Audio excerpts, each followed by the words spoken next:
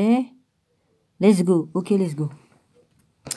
Il est pas loin de 10 heures, dans 4 minutes.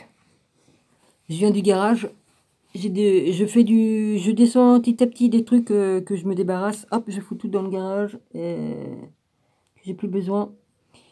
Je vais y aller doucement, hein, parce que j'ai des problèmes de dos, de vertèbres, tout ça, depuis des années. Donc, il faut que je fasse gaffe. Oui. J'étais furax ce matin parce que 4-5 fois j'ai été réveillée. Donc évidemment, au bout d'un moment, je me suis rendormie. Vers 10 heures, je me suis rendormie. Donc la dernière fois qu'on m'a appelé, là j'étais furax. Évidemment, ça a tombé. Je ne sais pas si ça a tombé sur une personne que je connais, mais peu importe. J'ai laissé un message en disant arrêtez de m'appeler parce que ça commence à bien faire. Oui, au bout de 5-6 fois, je commençais à en avoir ras-le-bol. Hein. Bon, des fois je voyais le numéro, mais des fois non. Des fois je voyais juste la fin du numéro, donc je sais pas. Hein, et voilà. Donc voilà. Bon, Madame Mi, merci. Hein, j'ai reçu ce que j'ai reçu le paquet. Voilà. L'enveloppe, oui. Bon, les bonnes de cons de la Société des Eaux m'ont encore renvoyé encore un courrier pour Gilles. Putain, je vais arriver à prendre un abonnement, hein, si ça continue. Oui. Enfin, Gilles, oh Gilles, il va falloir que tu prennes un abonnement. J'ai de l'humour, beaucoup. Puis lui aussi, on avait beaucoup. Alors, je crois pas que ça va le déranger que je fasse une blague comme ça. Il doit se marrer s'il m'entend. Ouais. Enfin, ça commence à me les péter, hein, parce que sur l'enveloppe, je fais comme on m'a dit, hein, je marque dessus le truc tel qu'on m'a dit, hein. Et ben, rebelote. Moi, ça me les casser, à me les briser, menu. J'en ai pas, les ovaires, ou tout ce que vous voulez bien, hein. Ça commence à bien faire. Stéphanie, je t'ai répondu, d'accord. J'ai expliqué, oh, bah, tu sais que je sais écrire comme je veux écrire, hein. Je sais m'expliquer aussi, hein, très bien, hein, même, hein. Voilà, je suis loin d'être débile ou d'être une attardée. Ou... Enfin, je dis pas ça pour toi, hein. Je dis ça pour certains qui me prennent pour une cinglée, enfin, tout ce que tu veux bien, hein. J'ai le droit à tout, de toute façon, à tous les noms d'oiseaux. Je sais m'exprimer comme il le faut, et puis sans être grossier ni quoi qu'est-ce, hein, je sais le faire aussi. Et je sais ce que je dis et je sais ce que je fais. Ça, je dis ça pour Sherkan qui parle à ma place et qui met des mots dans ma bouche que je n'ai jamais dit et qui dit que j'ai fait des choses que je n'ai jamais faites. Hein. Il sait mieux que moi, lui. il est dans mon corps peut-être pour savoir ce que je fais ou quoi qu'est-ce. Hein. Lol. Non, parce que maintenant, il y en a qui se permettent de parler des mots, de dire des mots que je n'ai jamais dit. Hein. Il parle à ma place et puis il réfléchit à ma place. Putain, faut le faire. Ouais. Voilà. Bon, bah, j'ai tout expliqué, hein. Voilà, j'ai tout expliqué. J'entends de dire, et j'ai expliqué aussi à Stéphanie, hein, que j'entendais que je veux plus voir sous ma chaîne des gens qui se disputent, voilà, qui se disputent, même si c'est pour certains qui font ça pour me défendre, ça sert à rien. Voilà, je veux qu'on ait le respect entre nous tous et voilà, parce que j'estime qu'on me manque de respect en faisant ça. Et puis, même si c'est pour me défendre, c'est pas la peine. Je suis une grande fille et je sais me défendre toute seule. Voilà. Donc, merci de ne plus vous manger le nez sous ma chaîne. Voilà, c'est une insulte à moi-même et puis pour certains, c'est une insulte à vous-même parce que ça sert à rien de vous battre entre vous. Ça sert à rien. Voilà. Enfin, merci pour ceux qui veulent me défendre, hein, mais bon, ça sert à rien. Ma chaîne n'est pas faite pour aller se manger le nez entre vous. On doit tous se soutenir, et puis peu importe, et puis vous êtes libre d'écrire ce que vous voulez, du moment que vous ne me manquez pas de respect, et que vous ne vous manquez pas de respect entre vous-mêmes. Voilà. Hein, parce que Cherkinou, il a dit, oh bah non, que j'interdis aux gens d'écrire ce qu'ils veulent. Ah, ouais. J'en ai lu et j'en ai entendu des vertes et des pas mûres, ce qu'on m'a pu dire, qu'on m'a mis en pleine face. Hein. Bon, je peux ressortir les dossiers si vous voulez, hein, avec les noms et les adresses et puis tout. Hein. Ouais. Même si vos chaînes n'existent plus, j'ai toujours le contenu, hein. Ouais. J'ai tout le contenu.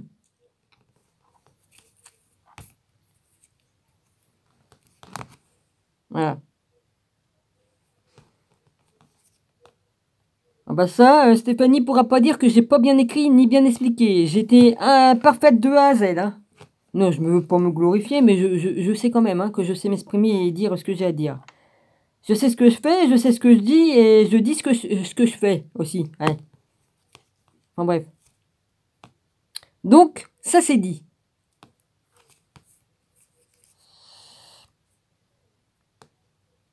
Voilà.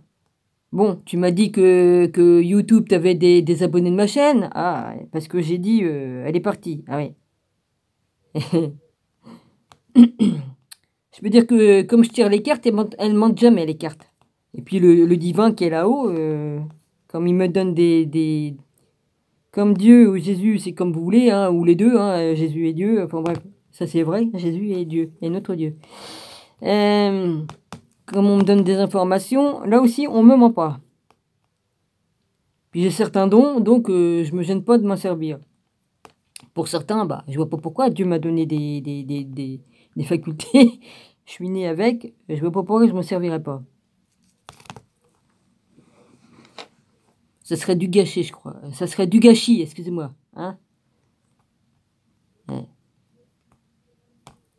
Donc voilà.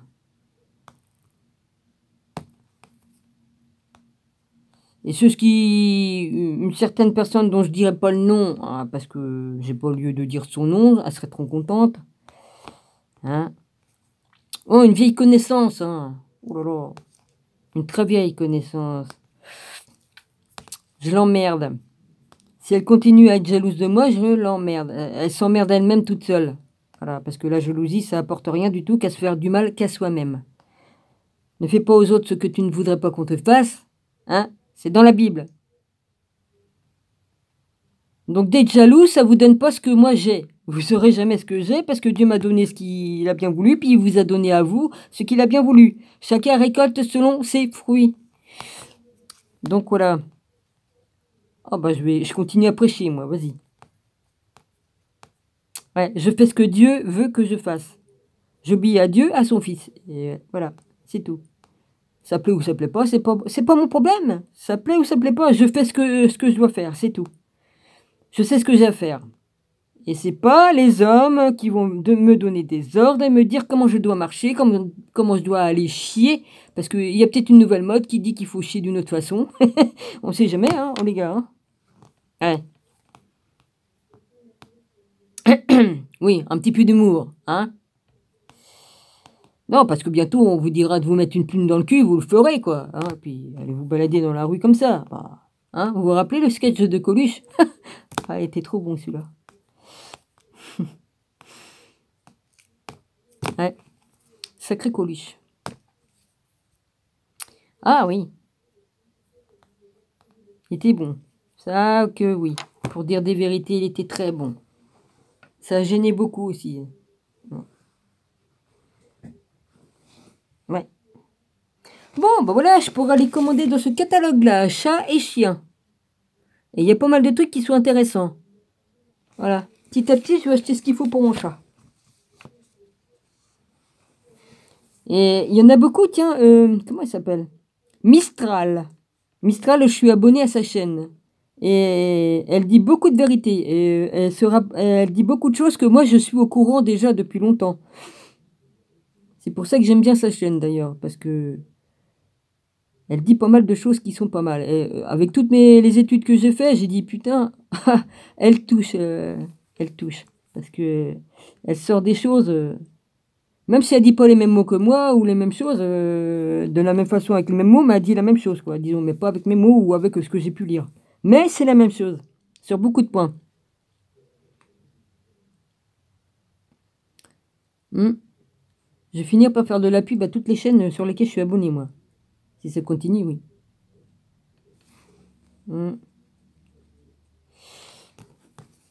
Voilà. Bon, bah, monsieur s'est levé vers quelle heure? Mais je sais plus. Vers 10h36? Non, c'est pas ça. 16h10. Il s'est levé à 16h10 de ses tantôt, puis il a remis sa télé. Je crois que je vais en avoir pour un bout de temps encore. Mais si j'arrive à me caler, bah, d'essayer de dormir au bon moment comme il faut, enfin au bon moment, comme il n'y a pas de bruit, quoi. Je veux plus me mettre des bouchons d'oreilles dans les oreilles. C'est de la cire, hein, j'ai de la cire d'abeille. Hein, c'est avec de la cire d'abeille parce que je prends plus de mousse ni quoi qu'est-ce. Je ne peux plus me mettre quoi que ce soit dans les oreilles. J'étais 4 ans à me mettre ça dans les oreilles et je ne peux plus supporter de mettre ça dans mes oreilles. C'est pour ça que je ne veux plus en mettre. Sinon, j'en ai encore, hein, des boîtes. Hein. Non, non, ça m'a occasionné des douleurs dans les oreilles. Et puis après, on a des problèmes d'otite ou des trucs comme ça. Donc, non. Et je veux pas parce que si je me mets ça dans les oreilles, si jamais il y a un problème, que j'entends rien à cause de ça, il peut y avoir un incendie, il peut y avoir autre chose, ou je sais pas moi, si ou un bruit suspect qui pourrait me sauver la vie si j'entends un truc pas normal, je pourrais me lever et être réveillé, mais là non, ça me réveillerait pas là. Hein. Donc voilà. C'est jamais. Et puis lui, comme je vis avec un psychopathe là en bas, on sait jamais qu'est-ce qu'il peut faire, donc je vais être sur mes gardes quand même. On sait jamais, parce que comme il se permet de monter à 10h30 du soir pour monter, puis fouiller dans les gaines, et puis ouvrir les trucs avec la bonne femme qui vient chez lui, là. Comme il me dit qu'il était pour monter dans les marches jusqu'en haut, mais je l'ai entendu, et il discutait. Il a sa voix, je reconnais bien sa voix. Hein, et puis la dame, je la connais, je connais sa voix. Le culot de me dire que c'est non. Non, non, c'était pas lui, c'était mon imagination. Je devais être en plein délire de délirium, comme il fait, lui. Putain de merde. Moi, ça me fout sur le cul de voir des gens qu'on leur met l'épreuve devant le nez et qu'on le culot de dire que c'est pas vrai. Même avec des photos, qu'on les prendrait en photo. Hein, j'ai essayé de lui faire... Oui, enfin, j'ai pas vraiment menti parce que la ville, elle l'a filmé. Elle l'a filmé. J'ai dit, oh bah tu sais, hein, des petites caméras comme ça, j'ai dit, c'est facile d'en planquer. Hein. Bon, si je veux, je peux en mettre, mais bon... Non, j'ai pas vraiment menti puisque la ville, elle l'a filmé comme il s'est cassé la gueule, qu'il était bourré en plein moment, qu'on était en plein confinement et qu'il fallait qu'on reste chez soi. Hein? Il revenait de chez un copain, il était complètement bourré, il s'est cassé la gueule, il a été filmé par les caméras. Voilà. Il y a le flic qui l'a dit comme il est venu chez lui. Il l'a même pas engueulé. Il a dit oui, mais chez qui vous étiez, qu'il a dit, je peux savoir le nom du monsieur chez qui vous êtes allé à ce jour-là. Il a dit non, je vous le dirai pas, ça vous regarde pas, qu'il a dit. Puis le flic, il n'a même pas mis de contravention, et puis il n'a même pas insisté. Moi, par contre, si je serais allé me promener, admettons que j'ai eu envie d'aller me promener quand même du côté de la plage, admettons, puis que j'aurais été filmé parce qu'il y a les caméras, je sais où c'est qu'il y en a des caméras, ben, on serait venu me voir, évidemment, hein, comme on a fait pour lui, mais moi on m'aurait pas fait de cadeau, moi, par contre. Oui, parce que lui, il est sous curatelle, alors évidemment, on les emmerde pas, ceux-là. Voilà. Oh, il y a 2 poids, 2 mesures, hein. Ouais, puis de toute façon, nous n'avons pas les mêmes valeurs, hein. Que ce soit avec lui ou que ce soit avec les truche-muches qui sont au pouvoir, hein. J'ai pas dit de nom, hein, j'ai dit truche-muche. Hein? Oh, bah oui, ils ont tous les droits. C'est sûr que la mafia a le droit de faire ce qu'elle veut, hein. Tout est corrompu, hein. Oh, bah je dis pas de nom, hein. Voilà. Prenez-moi pour une conne. Je sais dire les choses et puis je connais mes limites. Voilà. Et on peut pas me tromper, hein. Attention, hein. Je sais comment me prendre pour une conne et comment on me ment et tutti quanti. Et puis les cartes, elles mentent pas, ça c'est sûr, je l'ai dit aussi, hein. Ouais. C'est bizarre quand même. Oh punaise. C'est grandiose, ça. Comme je tire mes cartes en faisant la coupe, juste en faisant la coupe, hein, en coupant le tas de cartes par deux, je retourne et je regarde la réponse avant même que j'ai posé la question. Trop bien.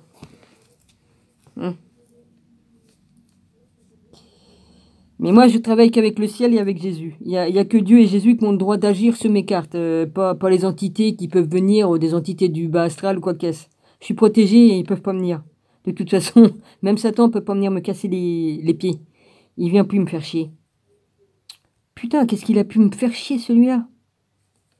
Il venait dans ma tête, il me disait des méchancetés à propos de mon rabbi. Ouais. putain, des fois par ma bouche, il me faisait sortir des trucs qui étaient pas de moi. Mais j'avertissais toujours. J'écrivais, il m'a fait ci, il m'a fait ça, il m'a dit ci, il m'a dit ça. Ouais, je dis. J'ai toujours dit que des vérités. J'ai rien, depuis 5 ans que je suis à suivre mon rabbi, j'ai toujours tout dit en détail, tout. Je cache rien. De toute façon, je peux rien cacher parce que Dieu sonde les reins et les cœurs. Hein. Dieu le Père qui voit tout là-haut et puis le Fils. Hein. Le Fils qui en haut et en bas. Il a la foi sur terre et en haut. Et si vous ne croyez pas, ben, moi, j'en ai rien à péter. Parce que il est bien dit, je serai parmi vous jusqu'à la fin. Hein. Sinon, on a la faculté de se réincarner, je vois pas pourquoi que lui ne peut pas le faire non plus. Hein. Surtout que c'est Dieu. Alors Dieu a tout pouvoir. Hein. Et c'est bien écrit dans la Bible. Hein. Tout pouvoir mon Père m'a donné. Matthieu 28, 18. Son Père lui a donné tout pouvoir une fois qu'il était mort et qu'il est ressuscité. Et là, c'est là qu'il a eu tout pouvoir par son Père qui lui a donné à ce moment-là.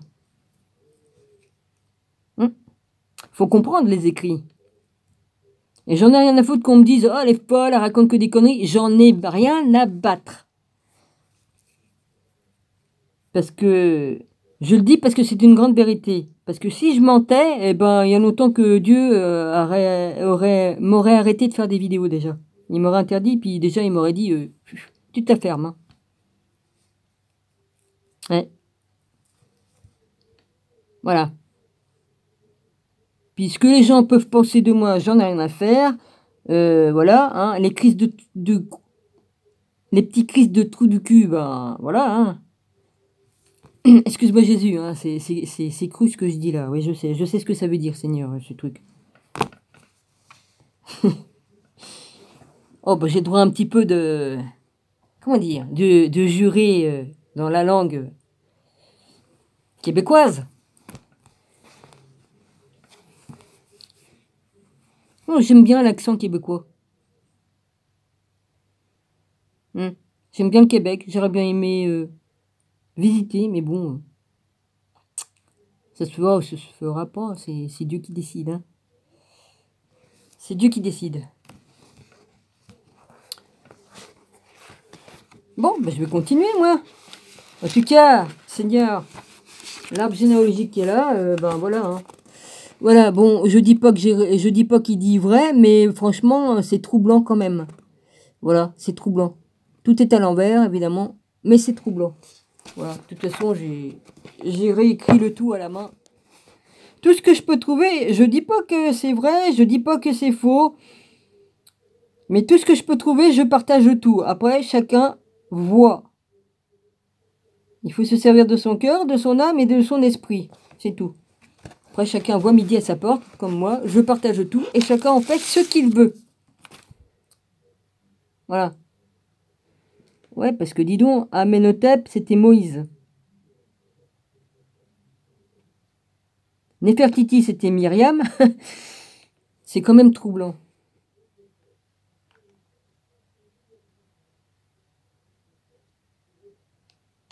Ouais, j'ai écrit ça aussi là-dessus, là, vas-y. Puis Marie-Madeleine, c'était Akensen Paraten. Marie-Madeleine. Ça me fait bizarre quand même. Mais bon, parce que Jésus, d'après ce Jésus, ils l'ont vu du temps de Moïse. Faut retourner 14 siècles en arrière. Comment Jésus, 14 siècles en arrière, par rapport à ce qu'ils nous disent dans la Bible, là, le Vatican, les chrétiens, comment Jésus peut être 14 siècles en arrière, avec Moïse sur le mont Sinaï, et pourtant c'est bien écrit, c'est dans la Bible, c'est écrit, si vous lisez les écrits, ils disent bien que Jésus, Élie, et puis Moïse, si je ne me trompe pas, oui c'est ça, ils sont dans une tente, chacun différente. Et tous ceux qui ont vu Jésus, ils l'ont vu, ils disent bien qu'ils ont vu Jésus. Ils lui donnent différents noms, mais c'est Jésus. Hein, il a différents noms. Je pourrais faire la liste des noms de Jésus, il en a plusieurs. On le nomme de différents noms, mais c'est bien lui. Moi, je peux faire une vidéo rien qu'en parlant de tout ça et en vous donnant la preuve. Dans les paragraphes de la Bible, c'est bien dit dedans. Et c'est pas un mensonge. Et ça n'avait pas tilté pour moi. Comme je dis, tiens, c'est vrai que j'ai pas tilté sur ce truc. Que sur le mont Sinaï, oui, ça doit être ça. Comme ils font la fête, enfin, il y a Moïse qui redescend avec les tables de loi, là, tout ça, il se trouve cassé, et puis après, ils en remettent d'autres. Ça, je ne me rappelais plus, ça par contre, qu'ils refaisaient des autres, des autres. Ah, ils ont refait des pierres. Il fallait bien qu'ils remplacent les pierres qu'il avait cassées, donc ils ont refait des pierres. Et puis que Jésus, il était bien là, mais il était bien dans le tourbillon, là, qu'on voit tourbillonner, là, il était, je sais plus comment on appelle ça, une nuée qui tourbillonne, c'est lui qui était dedans, et puis dans le buisson ardent, c'était lui aussi, Jésus. Et puis ils l'ont vu aussi, en tant que Jésus, avec des habits blancs, tout ça, les tenues d'époque. Ouais. Rien n'est impossible à Dieu. Faut pas oublier. De toute façon, je sais des choses sur Jésus que personne ne sait. Voilà. Hein. Je ne veux pas me glorifier, parce que j'ai compris beaucoup de choses. Et puis le ciel m'a tellement envoyé, le Père là-haut m'a tellement envoyé de visions, de songes et de révélations qui ont prouvé que les choses que j'avais compris, il m'a envoyé pour me dire que je m'étais pas trompé. Ce que j'avais compris. Je pense qu'il a fait ça pour me dire, Dominique, tu t'es pas trompé, c'est vraiment vrai. Et puis tu es vraiment ce que tu as dit, et puis ceci et cela. Parce que quand même, comme on se réincarne, on arrive quand même à se rappeler de certaines choses qui reviennent. Hein. Et puis on t'envoie des trucs, des visions, puis tu te dis, merde, ça corrobore, ça s'emboîte bien, quoi. Voilà. Voilà, c'est tout. Enfin bref, c'est quand même... Hein, là, il marque bien... Toutankhamon, c'est Josué, Jésus. Vers 1361 et 1352 avant Jésus-Christ. Ça fait beaucoup, hein. Donc, ça fait presque... Hein. Bon, pour Marie-Madeleine, il ne marque pas de date, mais c'est la même date. Hein. Elle avait à peu près le même âge. Hein. Quel âge que j'avais? Attends. Là, je pense que... Autant de Marie-Madeleine, je crois que j'étais plus jeune, et c'est Jésus qui était plus vieux. À quelques années près. Ouais. Dans cette vie-ci, c'est le contraire. C'est moi qui est plus vieille, c'est lui qui est plus jeune. C'est marrant. Enfin bref, c'est comme ça. Mais c'est 7 ans d'écart ici et quelques je sais pas quoi. Il y a plus de 2000 ans, je sais plus. Mais en tout cas, il y en a un des deux qui était... Voilà. Enfin, ce que je ressens, c'était comme ça. Maintenant, je parle par rapport à là et je parle par rapport à ce qu'ils nous ont dit dans la Bible il y a 2000 ans. Là, par rapport à là, je peux pas vous dire. Hein, parce que là, ils ont fait des enquêtes et tout ça. Bon, voilà. Maintenant, je dis pas qu'ils ont raison ou quoi qu'est-ce, mais c'est quand même troublant. C'est troublant. C'est troublant. Voilà, c'est tout. Je dis bien, mon rabbi, que je donne pas raison à 200%, mais il y a quand même des trucs qui sont assez troublants. Voilà, c'est tout. Et je partage le tout, parce que c'est... Mon rabbi regarde, et c'est tout. Je partage, et c'est tout. Et je dis pas, oui, c'est à 200% vrai. Non, je dis pas que c'est à 200% vrai, mais il y a quand même des trucs qui m'ont troublé l'esprit. Voilà. Donc, depuis 5 ans que je connais mon rabbi, et ben, oui, bientôt 5 ans, oui, parce que ça passe vite, hein. Au mois de mars ou février 2022, ça fera 5 ans. Le 18 mars. Si je ne me trompe pas. Oui, parce que je crois que c'est le 18 mars en 2018. Oui. Que j'ai écrit à mon rabbi pour la première fois, je crois. Ouais.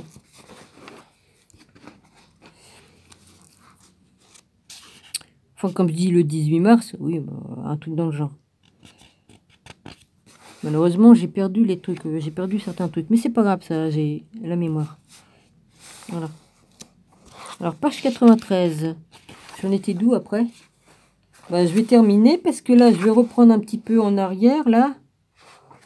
Je repars à la page 91 et puis je finis le chapitre et après, je continue. Voilà. Est-ce que je vous ai salué, au fait?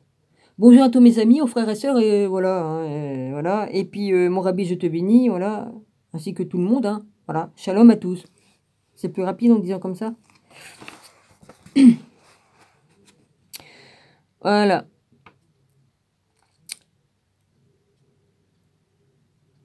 Ah oui, donc j'ai dit... ah oui.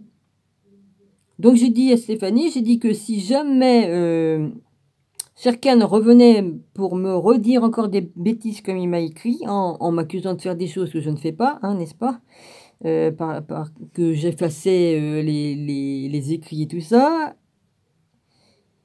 Et franchement, s'il recommence à raconter des bêtises et à mentir sur mon sujet, eh bien je le bloquerai. Et ça, je l'ai dit, je l'ai écrit à Stéphanie. Voilà. Que c'est bien clair. Et puis s'il veut, bah, il peut aller lire ce que j'ai écrit à Stéphanie, il n'y a pas de problème. Voilà. Non, parce que moi, j'en ai marre de perdre mon temps avec des gens qui viennent qui pensent pour moi et puis qui réfléchissent pour moi. Oui, parce que moi, je suis pas capable, peut-être. Non, bah non, bah oui, je suis tellement bête et con, hein. Ouais, ça doit être ça. Enfin bref, j'ai eu le droit à tous les noms d'oiseaux, donc voilà. Hein. Comme j'ai dit. Oui, bah, je crois que j'ai déjà dit ça au début. Oui, enfin, presque. Non, mais là, je me réitère un petit peu parce que comme ça, qu'il entend bien s'il écoute ma vidéo. Voilà. Je suis pas sur ma chaîne pour qu'on vienne se manger le nez entre nous. Hein. Chacun dit ce qu'il a à dire, mais qu'on me manque pas de respect et puis qu'on m'accuse pas de choses que je ne fais pas. Et puis que chacun ne s'engueule pas entre eux à propos de moi-même. Vous serez gentil de ne pas vous disputer entre vous. Ça sert à rien. Je suis assez grande pour me défendre. Et puis franchement, je suis assez intelligente pour si je laisse pisser le mouton, comme on dit chez nous, ou la vache. C'est comme vous voulez. Je peux très bien voir, lire et puis ne même pas répondre. Parce que des fois, c'est plus intelligent de ne pas répondre. Hein. Ça aussi, j'ai pas oublié. Voilà. Bon, voilà ce qui est dit. Alors, ah oui, je t'ai oublié... Merde. Je sais même plus le prénom, moi. Mapatou, oui, excuse-moi, Mapatou. Mapatou, j'espère que tu m'as pas appelé, ma belle, parce que si c'est toi qui m'as appelé aussi, parce que ce matin, on m'a appelé au moins 5-6 fois. Et comme je dors entre deux, parce que lui, il me réveille, mais je dors entre deux, hein. Et puis, je suis tellement fatiguée que, bon, après, j'ai pris mon téléphone, j'ai répondu au courrier, puis je me suis rendormie. Je me suis rendormie. Et puis je me suis réveillée, je suis allée faire mon pipi, et puis je me suis remis dans mon pieu là. Et puis je me suis rendormie, et puis ça a ressonné. Et puis là j'étais furax. Donc j'ai eu plusieurs appels. Donc j'espère, ma patou, que toi non plus t'as pas appelé. Hein. Voilà, je suis désolée, mais je crois que ça a tombé sur une autre personne. Comme j'ai dit, arrêtez de m'appeler, j'en ai ras-le-bol. Ça commence à bien faire. Bah oui, bah, je m'excuse, hein, mais bon, il y a un moment donné, j'étais pas réveillée, hein, vers 10h, 10h10, enfin je sais plus trop. Le truc a sonné, une fois de trop, j'étais encore la tête dans le cul, hein, ça faisait pas longtemps que j'étais réveillée. Ah, j'ai dit putain, non, ils vont pas arrêter de me faire chier le temps que je me réveille. Ouais, j'avais encore la tête dans le cul, hein. Ça fait comme un lendemain de cuite, hein, ça fait pareil. Hein. T'as la tête dans le cul, t'as pas envie qu'on te fasse chier. Hein. Ouais, enfin bref. Donc j'ai pas pété une douille, mais j'ai dit fallait qu'on arrête de me faire chier là. Voilà, j'ai dit arrêtez de m'appeler, ça commence à bien faire, voilà, c'est tout. Alors je m'excuse si c'est tombé sur une personne que je connais, hein, parce que j'ai vu que le dernier numéro, mais bon, il y en a beaucoup de numéros qui finissent par le même chiffre, hein, donc je sais pas qui c'est. Hein. Donc voilà, donc je me suis excusée auprès d'une de mes amies dont le numéro finissait pareil, et puis pour les autres, bah tant pis, hein, excusez-moi. Hein. Voilà. Alors, ça fait combien de temps que je discute en disant des... Ah, quand même, 29 minutes 41. Oh la vache. Ouais, c'est pas grave, ça. Voilà. Donc, voilà. je vais me débarrasser de beaucoup de choses qui me font chier et qui me prennent de la place dans l'appartement. Voilà. Faut que je m'organise parce que je suis en train de préparer le truc pour mon chat. Voilà. Et je compte bien acheter le restant. Ça, ils me feront des colis spéciaux. Hein, la plupart des trucs là où je commande, c'est par truc privé. Donc ils m'appellent avant. L'autre coup, j'ai pas compris. J'ai dit, bah tiens, on m'a appelé. Et puis j'ai regardé, puis il y avait personne dans la cour. Puis après, elle me rappelle. Puis là, elle était là. Ah, j'ai dit, moi, elle était rapide, la dame. Mais le temps que je comprenne, c'était trop tard. Donc j'ai rappelé, elle m'a dit, bon, je reviens. Bah oui, parce que le temps que je regarde, elle était repartie. Donc voilà. Maintenant, je commence à connaître les numéros des sociétés privées qui me louent, là, qui me louent. Ah, m'apporte les colis, parce que là, c'est en dehors des PTT, ça. C'est une boîte privée, voilà, qui porte les colis.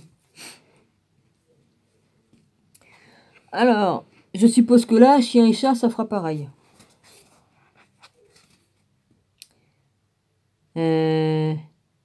Alors, Amenhotep passa la plus grande part de sa jeunesse dans le delta oriental et à Héliopolis, où il fut éduqué par les prêtres de Ra, l'ancienne divinité solaire égyptienne, et s'imprégna également de la croyance traditionnelle israélite en un Dieu sans image. Hein, moi qui disais que Jésus, comme il était jeune, il était allé en Égypte pour étudier dans les temples. Hein, j'ai pas menti quelque part. Tiens, c'est marrant, ça n'a pas fait de bruit, là, comme t'as appelé. TikTok. Ah oui, c'est le truc de TikTok. Comment ça se fait que ça fait pas de bruit? D'habitude, ça fait gling. Oui, enfin bref. C'est vrai que j'ai retiré certaines fonctions sur certains trucs. Parce que ça me bouffe ma batterie. Alors, Dieu sans image. Bah, comme je dis que Jésus est allé un peu partout pour étudier, je dis pas de conneries. D'après beaucoup d'écrits, beaucoup de lectures que j'ai fait sur beaucoup de trucs, puis j'ai mis les morceaux les uns derrière les autres, et puis je trouve que c'est pas impossible. Que voilà, c'est pas impossible. Alors, bah de toute façon, ils ont enlevé son enfance. Normalement, son enfance, ça devait être dans la Bible, dans la Torah. Et ça, ils l'ont enlevé. Pourquoi? Hein. Par contre, les Égyptiens, ils ont pas enlevé eux. Ouais. Je connais l'histoire des Égyptiens avec tous les noms et tout ça, des rois, des reines, des... Voilà. Et j'ai étudié tout ça. C'est pour ça, l'arbre généalogique qu'elle a, il est correct. Mais je savais pas qui se cachait sous les noms, là. Vas-y. Et je dis, c'est pas impossible. Je dis pas que c'est vrai, mais je dis que c'est pas impossible. Pour avoir étudié tout ça. Et j'étais très... Héliopolis, j'aimais beaucoup ça. Le temple d'Héliopolis et puis l'autre avec le soleil d'Aton, là, voilà. Et pourquoi qu'ils l'ont effacé justement celui-là? Ils ont cassé les statues et ils ont... Hein? Ça vous trouble pas de se dire, tiens, ils ont cassé les statues de ce roi-là? Pourquoi? C'est qu'il y a une sacrée... Excuse-moi de dire sacrée. Ouais, bah bon, il y a une sacrée quand même coïncidence quand même. Hein. Ils ont effacé ça parce qu'ils ont voulu effacer... Encore une fois, ils ont voulu effacer de grandes vérités. Mmh. Ça tilte là-dedans, hein, je vous le dis. Enfin bon, si je dis des conneries, Seigneur, ben, t'auras qu'à me reprendre. Et j'accepterai humblement et puis de me faire reprendre. C'est normal, hein, t'es là pour ça. Hein. Ouais. Oh, t'as perdu ton... Non, Dominique, la fais pas celle-là. La fais pas celle-là. Oh non, ne la fais pas. Oh non. Il a perdu une boule ou il a perdu autre chose.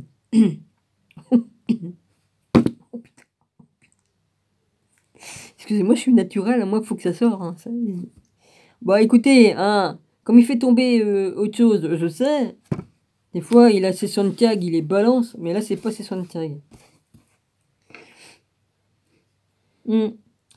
Alors, l'aton Le dieu qu'il introduira plus tard en Égypte est représenté en peinture et en sculpture comme un cercle dont les rayons se terminent par des mains portant la croix égyptienne, la clé de la vie. C'est pourquoi je me suis pas gênée de m'en racheter une, parce que j'en avais une autrefois, en pierre, en jade, et puis là, elle est plaquée or, mais c'est pas de l'or, hein, mais c'en est une.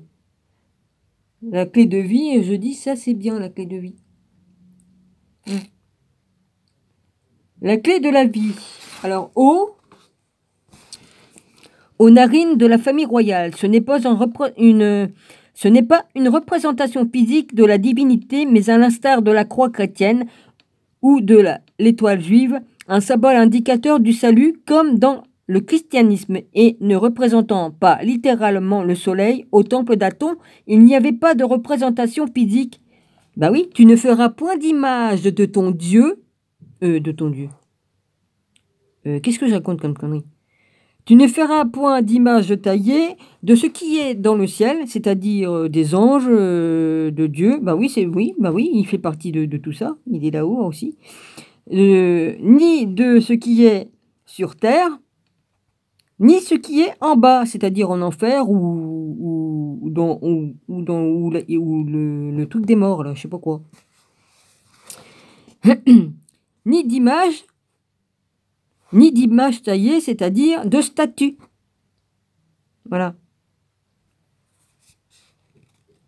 C'est bien ce que ça veut dire. C'est clair comme de l'eau de roche. Oh, au fait, ma patou, j'ai inauguré, hein. Je l'ai inauguré, hein. Ouais. Merci. J'ai inauguré aujourd'hui.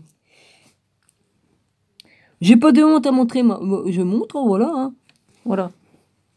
Alors, il ne représentant pas... Alors, laissez-moi de lire. C'est pas la peine de m'empêcher de faire mon travail, hein. S'il vous plaît.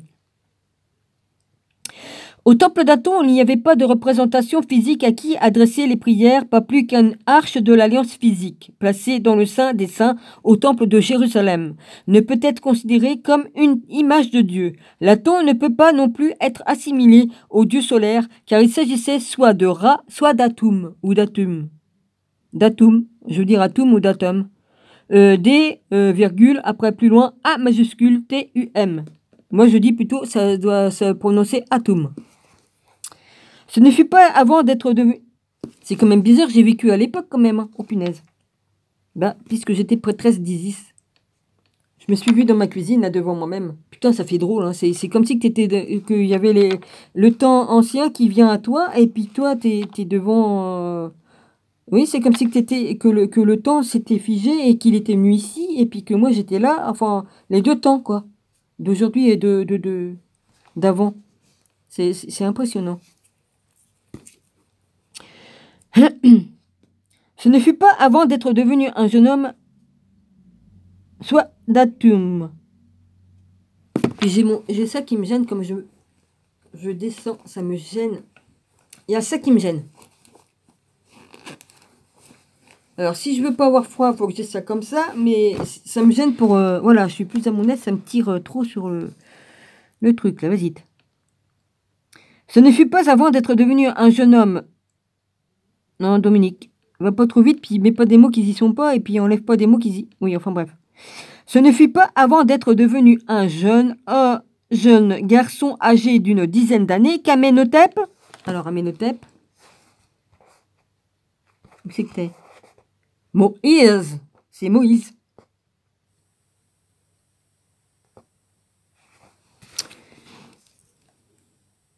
Bah, de toute façon...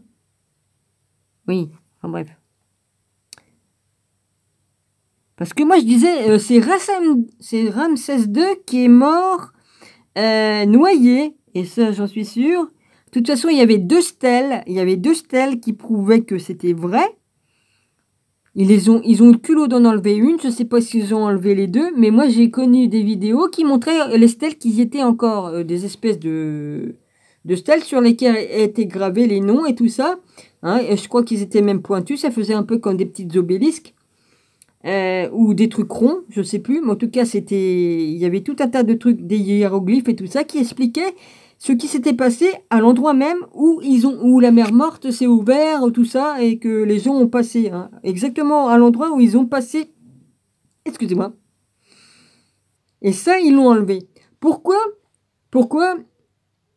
les musulmans ou les arabes, enfin je sais pas moi, le peuple, c'est ce qu'on volait les terres là, on n'a pas le droit d'aller, hein, ils ont engrillagé tout ça, là où c'est que la pierre, comme ils étaient 40 ans dans le désert, là, que Moïse il a fendu une pierre et que l'eau coulait. Elle existe la pierre puisqu'on haillait là-bas. Et puis là où c'est que c'est gravé, où c'est où ils ont mis le veau d'or. Hein? Ils ont mis tout ça grillagé pour que personne puisse aller voir, dites donc. Hein?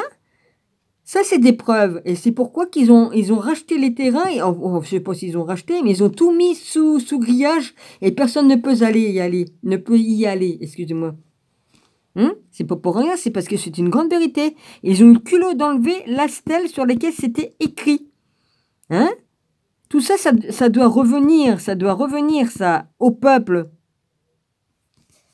Ça appartenait aux Juifs, cet endroit-là. Enfin, aux Juifs, aux Hébreux. Pourquoi qu'ils ont volé tout ça? Enfin bref, pourquoi? Parce que la vérité, ils veulent pas qu'on la sache. Hein? Depuis le temps que j'étudie, la vache, ouais, on comprend très bien, hein.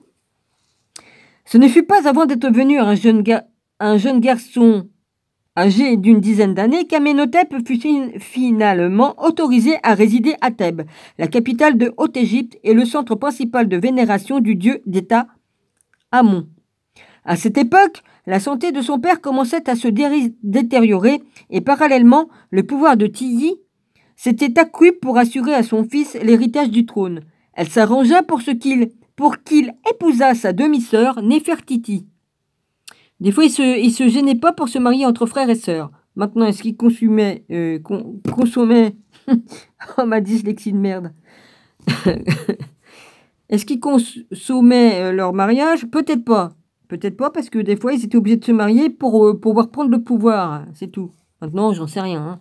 Parce que là, quand même, comme tu es une frère et sœur, déjà entre cousins trop proches, déjà, c'est pas bien.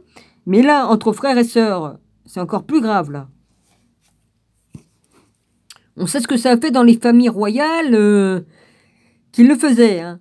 Faut voir les tares qu'ils avaient après. Hein. Ils avaient des tares parce que le sang était trop proche. Ça faisait des enfants qui étaient handicapés ou qui étaient, je sais pas comment. Hein. Voilà. C'est une grande vérité ce que je dis. Alors,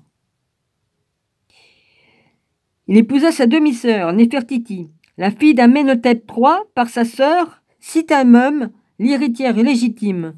Sitamum, elle est où là-dedans? Sitamum. Merde, d'où c'est qu'elle est celle-là? Alors là, c'était Amenhotep III, Salomon, qui était Salomon, vers 1405-1367 avant Jésus-Christ, qui épousa auparavant sa sœur Sitamum pour hériter du trône, selon la coutume égyptienne. Voilà, rien que pour hériter du trône, voilà ce qu'il a fait. Néfertiti, Myriam, sœur de Moïse, et Marie, mère de Jésus. Néfertiti, mère de Jésus. Ouais. Bon. Écoute, hein, moi je lis qu'est-ce qu'ils ont mis. Hein, voilà. Bon. Moi je fais seulement ça. Oui, bah, je dirais pourquoi à quelqu'un. Pourquoi je fais cela. C'est vrai que je ne l'ai pas dit non plus, ça, pourquoi je fais ça. Je lis tous les livres exprès et je lui dirai pourquoi à la personne concernée. J'ai mes raisons de faire ça. Voilà.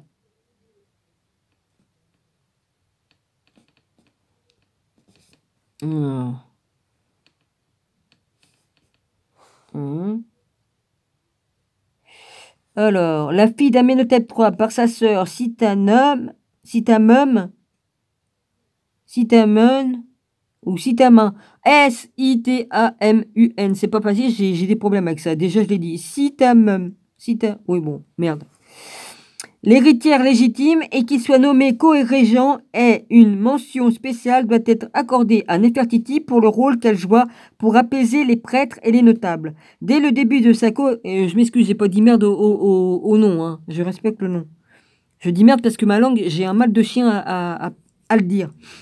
Dès le début de sa co-régence, le jeune Amenhotep, dont les idées religieuses monothéistes étaient déjà bien développées, offensa les prêtres ammonites en faisant ériger des temples à son dieu, Laton à Karnak et à Luxor. Dans un climat de plus en plus hostile, Tilly le persuada finalement de quitter Thèbes et lui trouva une nouvelle capitale à Tel el-Almanar.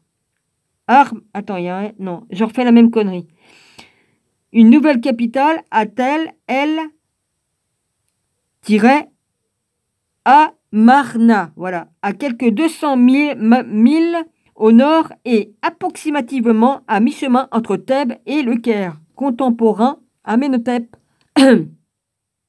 appela sa nouvelle ville Akhenaton, la ville de l'horizon de Laton, en l'honneur de son nouveau. Et celle-là, c'était mes préférés. Avec Ramsès II, oui, bah, je sais pas, j'aimais bien Ramsès II, mais bon. Puis, par contre, Toutankhamon, j'aimais pas. Je sais pas pourquoi. Enfin, si, c'est une connerie, parce que j'avais lu que Toutankhamon était le premier franc-maçon. Bon, bah ça devait être une connerie, puisque ça représente... du coup, pour moi, c'est une connerie maintenant, parce que, vas-y, vu que ce que je lis maintenant, je m'excuse, hein, voilà, je tiens à faire des excuses dans le doute, hein, je préfère faire des excuses. Merde, alors. Moi, je donne toutes les... Même si j'ai commencé dès l'âge de 8 ans à lire beaucoup de livres, et puis après, vers 12 ans, de lire la Bible pour la première fois de A à Z, et puis après, de continuer à lire tous les livres qui me tombaient sous la main, et puis toutes les collections que je m'étais fait. Je pense que Dieu a voulu que j'étudie beaucoup de choses comme ça. Il m'a fait naître dans le goût de la lecture et des livres. C'était pas pour rien, c'était pour que je sois éveillée. Alors, et j'étais la seule dans ma famille à être comme ça, hein, la seule.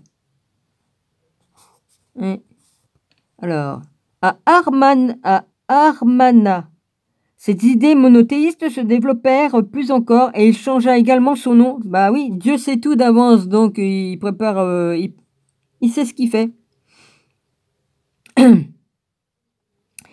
Alors, et il changea également son nom d'Amenhotep IV en Akhenaton en l'honneur de sa divinité. La co-régence se termina à la mort de son père, alors qu'Akhenaton était âgé de 12 ans au début de ses 5 années de règne en 1367 avant Jésus-Christ. Akhenaton ferma les temples des anciens dieux égyptiens, leur coupa tout soutien financier et renvoya les prêtres. Cette action causèrent un tel ressentiment qu'Akhenaton, alors âgé de 15 ans, fut obligé d'installer son frère Semenkar comme co-régent à Thèbes. Cette action ne servit qu'à retarder la crise ultime. Bien que quelques Égyptiens s'étaient convertis au culte de Laton, Akhenaton fut prévenu à 17 ans par son ministre Haïé, qui était aussi son oncle, le second fils de Yuya, de la menace. Voilà, il l'appelle aussi Yuya. Si je me rappelle bien de mémoire, Yuya Jésus. Il porte aussi ce nom-là. Si je me rappelle bien, hein, parce que, bon, bah, vous avez qu'à réécouter mes vidéos, et puis si je me trompe, eh ben, je corrigerai, ok? Voilà. De la menace d'une rébellion de l'armée et d'un complot contre la vie du souverain, et Haïé conseilla un compromis qui autorisait les anciens dieux de l'Égypte à être vénérés parallèlement à Laton. Le roi refusa, il préféra abdiquer et s'enfuit vers la protection du Sinaï, accompagné par un petit groupe de disciples et prenant avec lui le symbole de son autorité pharaonique, un sceptre surmonté d'un serpent de cuivre. Ça vous rappelle rien, ça? Que les personnes, dans la Bible, c'est écrit que les personnes, comme ils regardaient le serpent qu'on leur présentait, que ça les guérissait, qu'ils seraient sauvés. Ça vous rappelle pas je peux pas me rappeler qui quoi c'est? C'est Moïse je crois, sur le mont du crâne. Il devait être là-bas. Ça devait être là.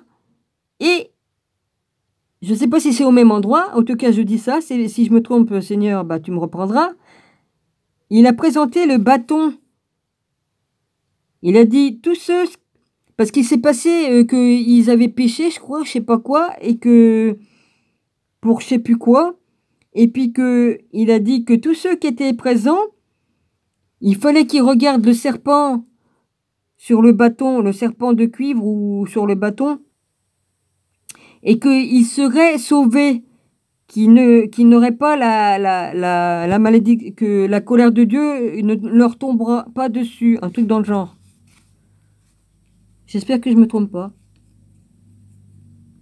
D'un serpent de cuivre. Le Sinaï était à cette époque une carrière de pierre. Akhenaton, Moïse, en y arrivant, construisit au pied de la montagne sacrée son tabernacle, la tente de la congrégation. Hein? Son successeur, Sémankar, ne lui survécut pas très longtemps, peut-être quelques jours seulement, et fut succédé à son tour par le jeune roi Toutankhamon. Excusez-moi. Le fils d'Akhenaton, Moïse. Comme on peut le voir dans la scène représentée à l'arrière du trône redécouvert dans son tombeau, dans la vallée des rois, le nouveau pharaon suivit son père dans la vénération du Dieu unique de l'Aton, mais il réouvrit les temples et y autorisant... Alors ça se trouve, je vous ai connu, vous, à l'époque, parce que j'étais le vizir, celui qui est... J'étais le scribe devenu vizir. Ben ça, c'était ma tombe, hein, à l'époque. J'ai vécu en tant que femme, mais j'ai aussi vécu en tant qu'homme dans ces époques-là. Ça se trouve, je vous ai croisés, les mecs. Bah oui, parce qu'ils disent que l'autre, que c'était Marie-Madeleine. Mais ça a duré longtemps, ces époques-là. Oh punaise, il y a eu plusieurs périodes. Hein. Vous me direz, il y a eu plusieurs périodes. Oh punaise. Y autorisant la vénération des anciens dieux de l'Égypte et changeant son nom en Toutankhamon en l'honneur du dieu d'État Amon. Bon, alors je dois faire des excuses à Toutankhamon. Hein. Donc comme ils ont dit que t'étais le premier franc-maçon, je pense pas que ce soit vrai. Non, parce que c'est contraire au truc là, au culte qu'ils ont fait, là, que c'est marqué. Ça n'a rien à voir. Ouais. Puisqu'ils ne faisaient pas d'image des dieux à cette époque-là. C'est venu plus tard. Parce qu'il y a eu des changements. Hein.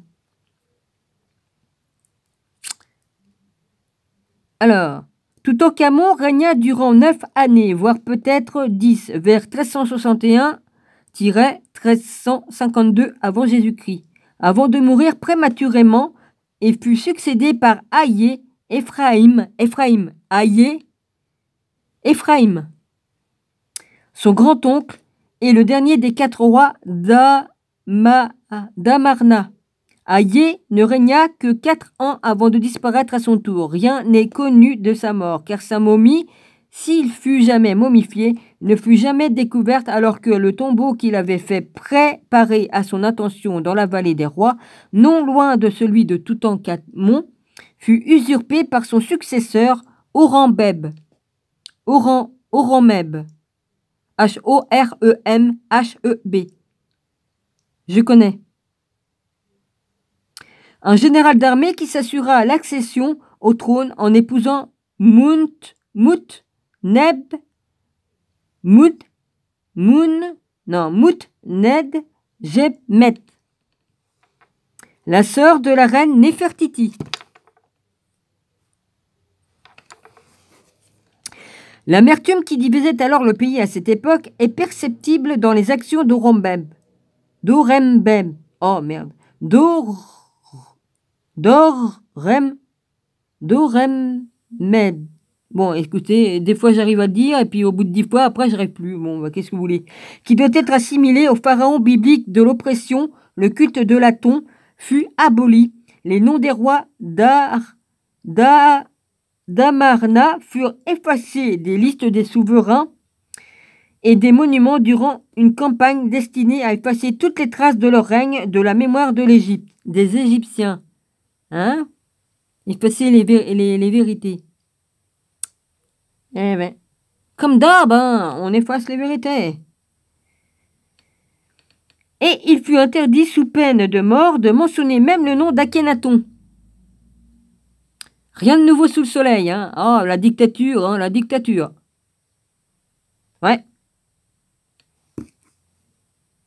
C'est toujours la même histoire qui vient sous différents, hein, vas-y, on fait la même chose, on efface, on tue, on efface, on tue, on recommence, on efface, on remet des nouveaux, hop, et puis vas-y. Rien de nouveau sous le soleil. De mentionner même le nom d'Akhenaton, par conséquent, ses disciples se réfèrent à lui sous le nom de Mos, M majuscule O-S. Un terme utilisé lors des cas de justice en Égypte à cette époque pour signifier le fils et l'héritier légal. Le petit groupe des disciples qui accompagnèrent Moïse en exil au Sinaï, à ne pas confondre avec l'Exode encore à venir. Ah, elle n'était pas encore arrivée l'Exode. Incluait les prêtres d'Amarna. Parmi eux se trouvait Panéhésie. Alors, P-A-N-E-H-E-S-Y, qui fut le serviteur en chef et le second prêtre de Laton, du Seigneur, il n'y a qu'un seul Seigneur, Jésus-Christ, au temple d'Akhenaton. Oui, bah moi je l'appelle comme ça parce que c'est lui, il l'appelle comme ça, le Seigneur, il l'appelle, hein, à cette époque-là, vas-y, il l'appelait comme ça du temps de Moïse. À Amarna, l'équivalent en hébreu de ce nom est Pinéas. Tiens. Pinéas. Pinas, le prêtre mentionné dans le Talmud comme ayant condamné Jésus à mort.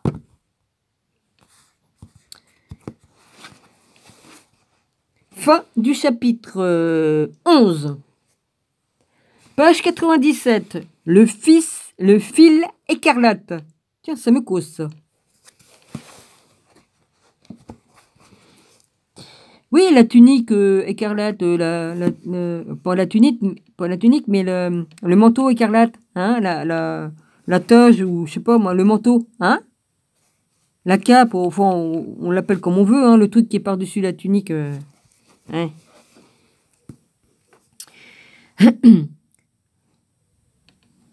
Le fait qu'un guide israélite soit tué au Sinaï, un événement que l'historien biblique allemand Ernest Selin a décrit comme le fil écarlate, récure à travers l'histoire israélite.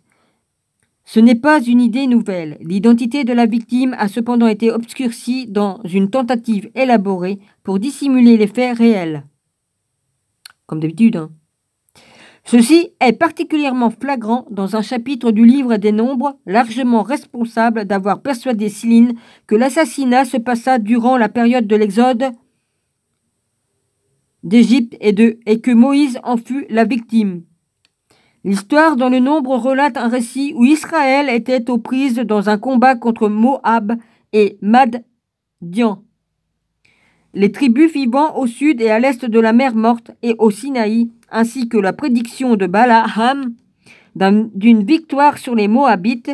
Il poursuit en racontant comment un certain nombre d'Israélites commença à se livrer à la débauche. 25.1 avec des femmes moabites qui les invitèrent au sacrifice au sacrifice de leur Dieu. Le peuple mangea et se prosterna devant leur Dieu. 25.2. Ceci dit-on, lâcha le Seigneur, fâcha le Seigneur. Jésus-Christ. Il n'y en a qu'un seul Seigneur, le Seigneur des Seigneurs, le Roi des Rois, le Fils de Dieu.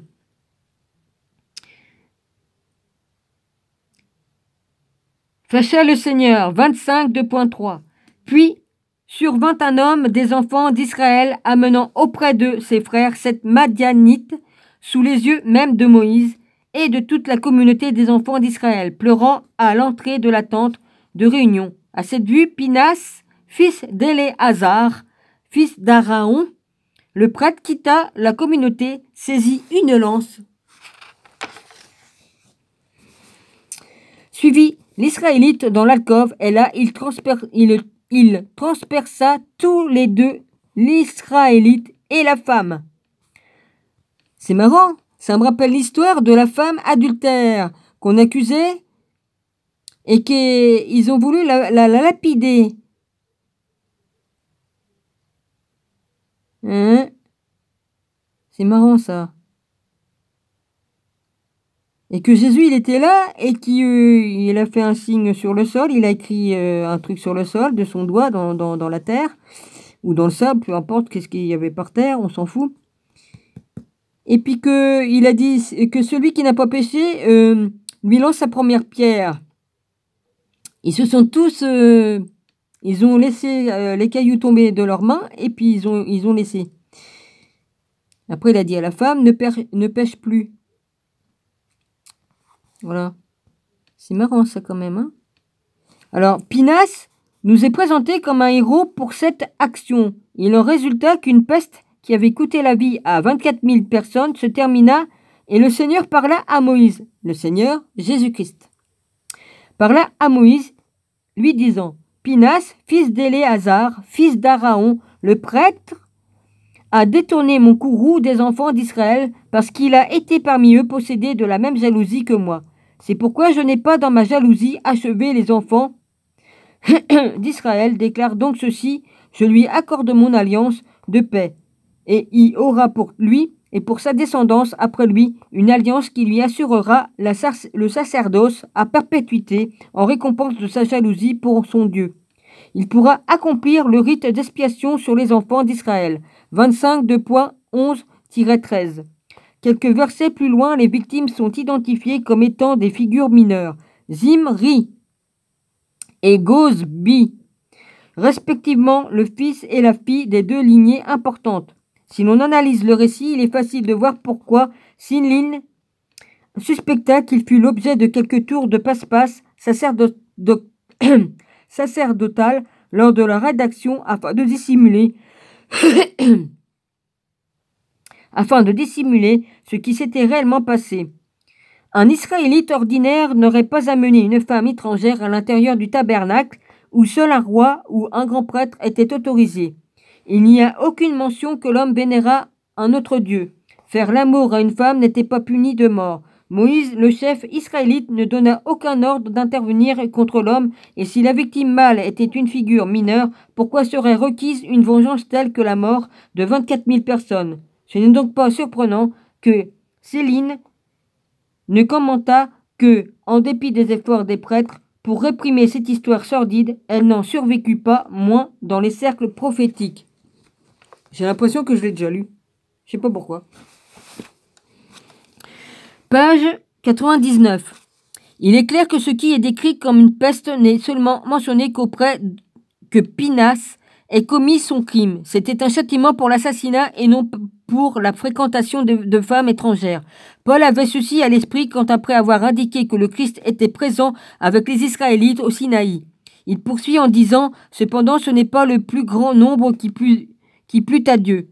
Et il en tomba 23 000 en un seul jour. » Alors, 1 Corinthiens 10, 2.5,8. Cette compréhension est renforcée par la preuve présente dans les manuscrits de la mer morte, le commentaire sur Habakkuk.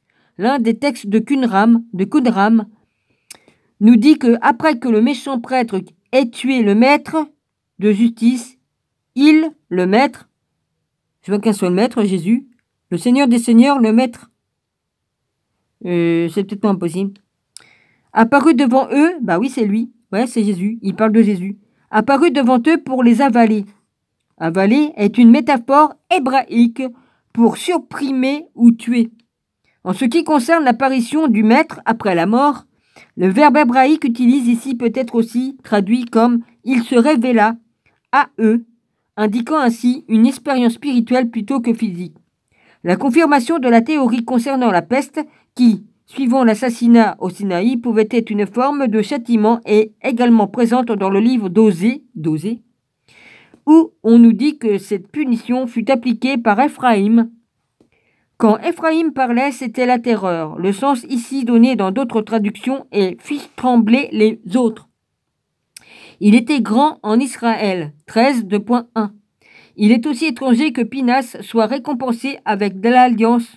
Il est aussi étrange que Pinas soit récompensé avec l'alliance d'un sacerdoce perpétuel pour lui et ses descendants après lui.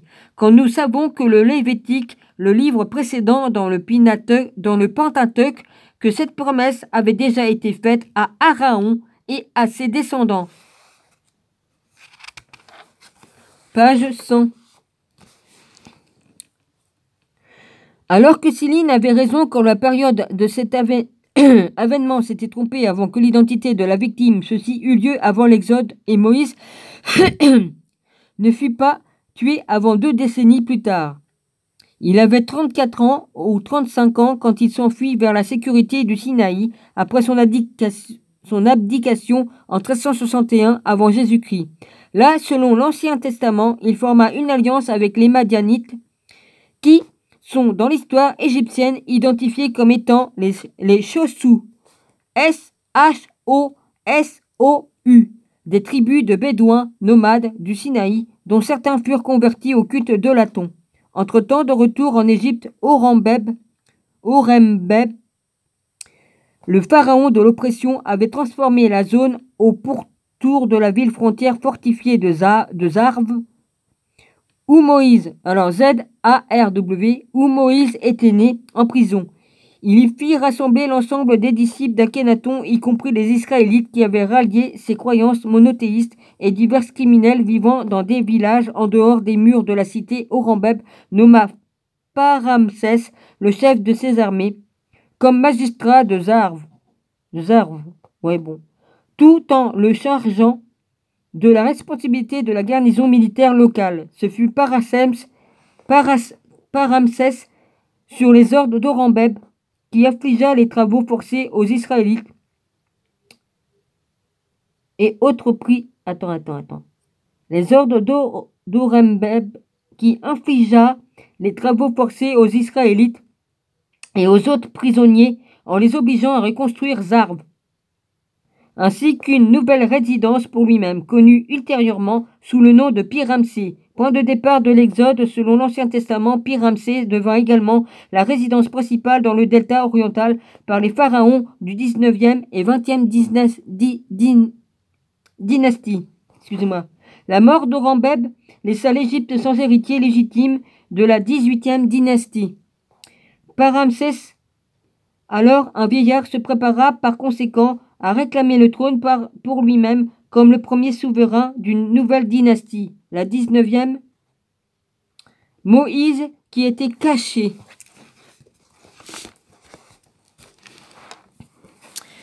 dans le désert depuis un peu plus d'un quart de siècle, décida de tenter de réclamer son trône à Ramsès, qui est décrit dans l'Ancien Testament comme le roi qui ne connaissait pas Joseph. Il voyagea vers Zarv, où sa revendication en tant que souverain légitime devait être considérée par les prêtres égyptiens et les patriarches à l'aide de son sceptre surmonté d'un serpent de cuivre, symbole de son autorité pharaonique. Moïse fut capable d'établir son identité comme étant le fils d'Amenhotep III et sa requête fut acceptée par les prêtres et patriarches égyptiens qui sont appelés magiciens dans la Bible. Cependant, Ramsès, en raison de son pouvoir militaire, était trop puissant pour être destitué et devint le premier souverain de la 19e dynastie par un coup d'État. Réalisant que sa vie était en danger, Moïse s'enfuit de nouveau vers la protection du Sinaï, emmenant ses disciples avec lui, y compris les tribus d'Israélites venant des villages à l'extérieur des murs de Zarv. Ce fut l'exode biblique. L'exode.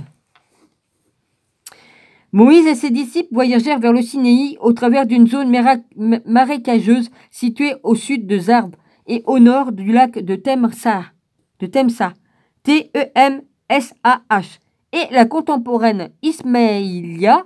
Cette route par l'eau fut choisie pour retarder les poursuites. Les chars égyptiens s'enlisèrent dans la boue alors que les Israélites voyageant à pied seraient en mesure de traverser sans risque. Ceci représente la période et la localisation possible concernant le récit biblique du pharaon qui, en les poursuivant, se noya Les sources égyptiennes se fournissent aucune indication de cet événement, mais il est certain que le bref règne de Ramsès Ier vers 1335-1333 avant Jésus-Christ se termina par sa mort précisément à cette époque. Confronté à présent au problème d'un large nombre de disciples ayant grand besoin de nourriture et d'eau, Moïse... Ouais, j'ai relu tout parce que j'avais mis un carton là. C'est pas grave.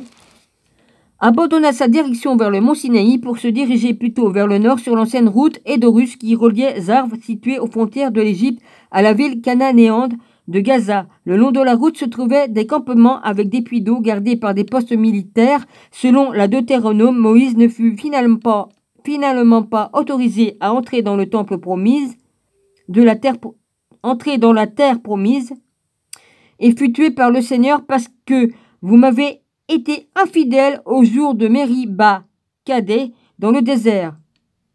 De Mériba-Kadé, dans le désert. 32.51. Moïse n'avait pas été interdit d'obtenir de l'eau pour ses disciples et ne peut en aucune manière être considéré comme un péché.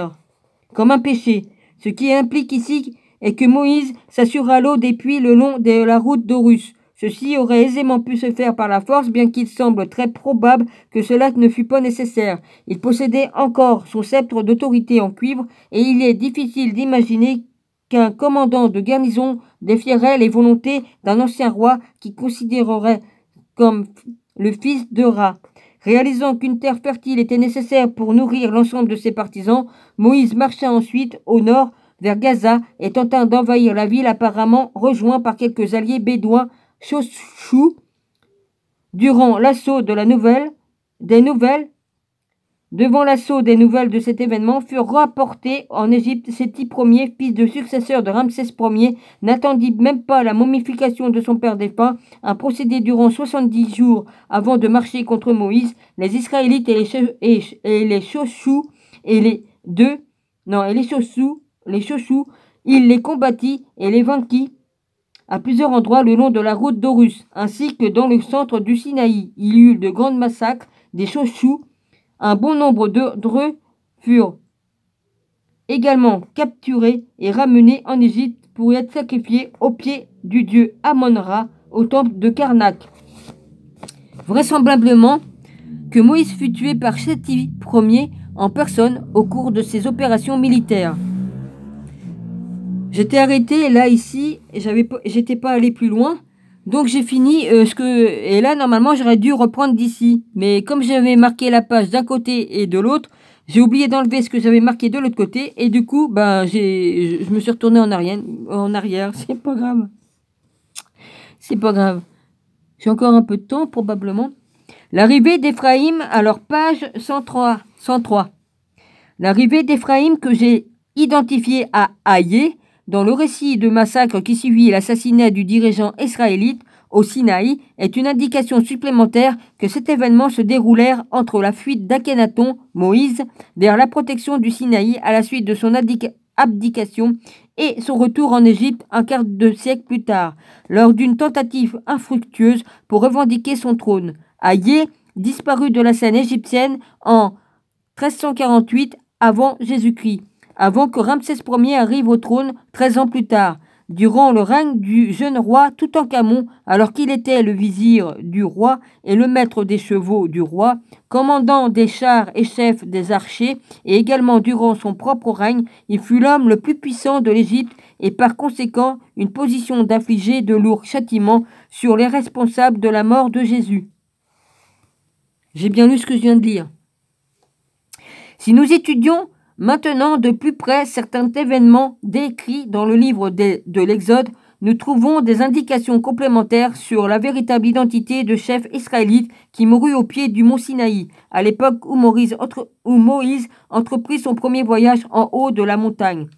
Et il faut tenir en compte le calendrier de Enoch, qui n'a rien à voir avec le calendrier qu'ils ont fait après. Donc, qu'il y ait 14 siècles de décalage, je veux bien le croire. Parce que entre le calendrier solaire de Enoch et le calendrier lunaire après, ça peut décaler de 14 siècles. Ça, je veux bien le croire. Voilà la couille ou l'os qu'il y a dans le pâté. Accompagné par Josué, Jésus, pour recevoir les 10 commandements, une certaine discorde semble apparaître. Attends.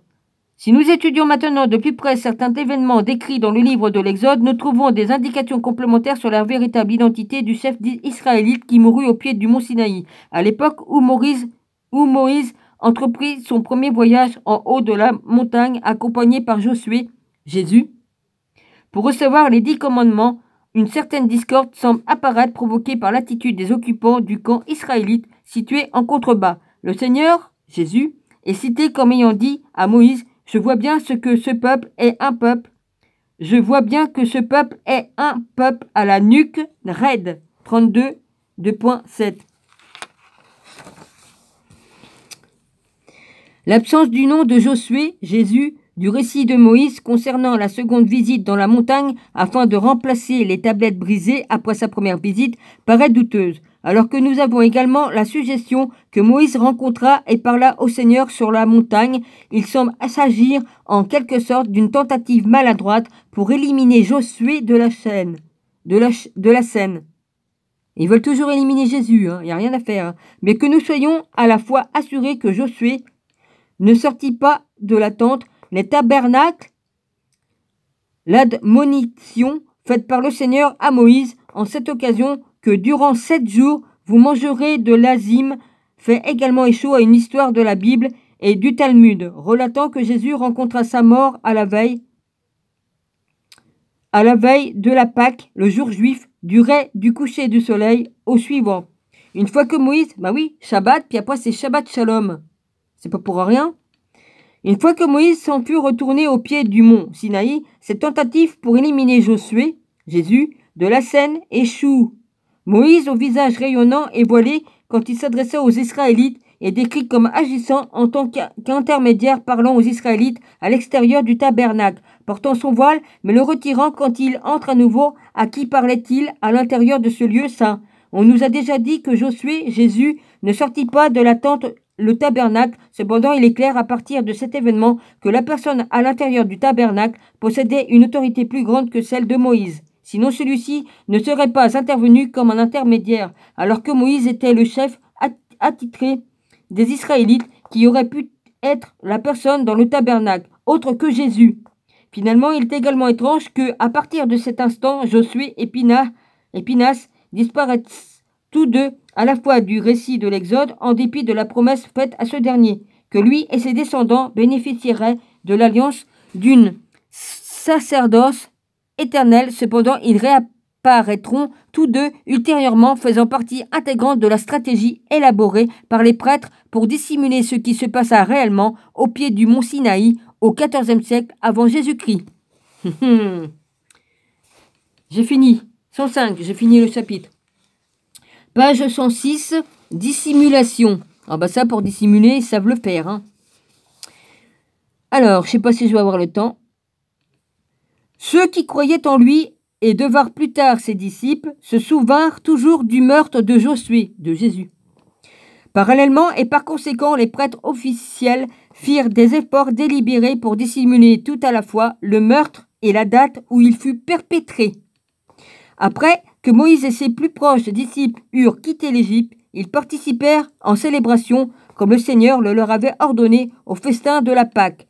Tu observeras la fête des Azimes pendant 7 jours. Tu mangeras des Azimes en temps fixé du mois d'Abib, car c'est au cours de ce mois que tu es sorti d'Égypte. Exode 23, 2.15.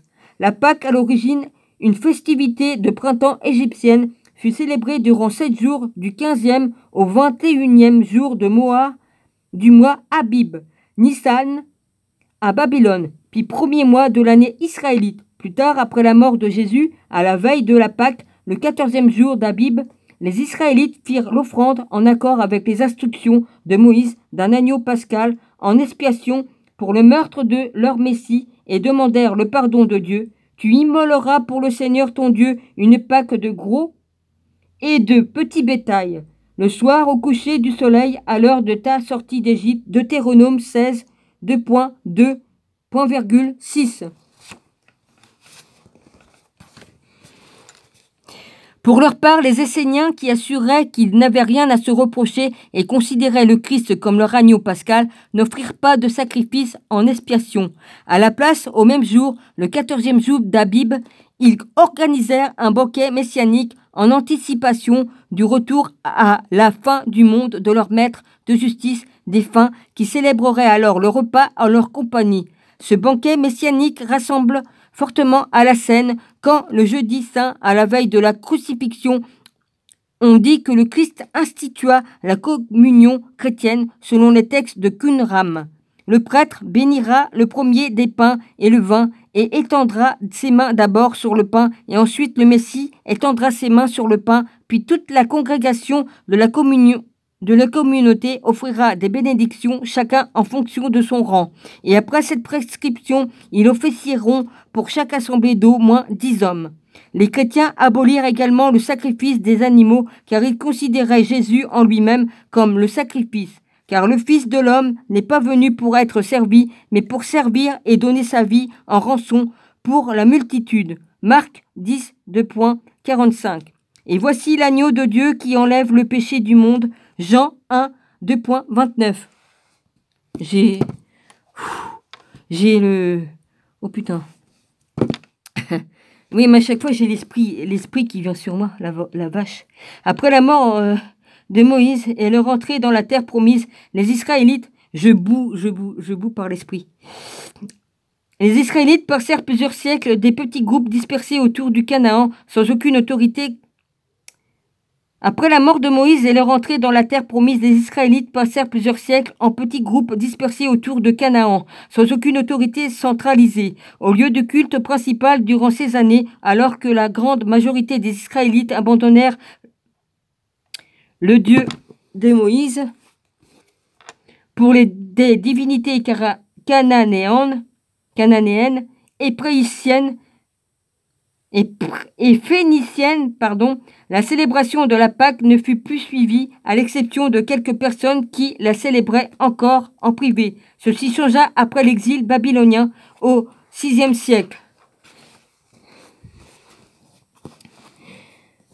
Avant Jésus-Christ. En exil, les scribes religieux écrivirent les livres de Pentateuque sous leur forme actuelle apparue au temps de Moïse. Certains d'entre eux donnèrent la date de la Pâque comme le premier mois, d'autres comme Nissan. Ceci n'aurait pas porté à confusion si les prêtres alors en exil n'avaient adopté le calendrier lunaire babylonien. Qu'est-ce que je vous ai dit auparavant avant?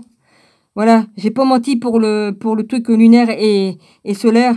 Et il faut lire le livre d'Enoch, toute la vérité est dedans. Au lieu du calendrier solaire,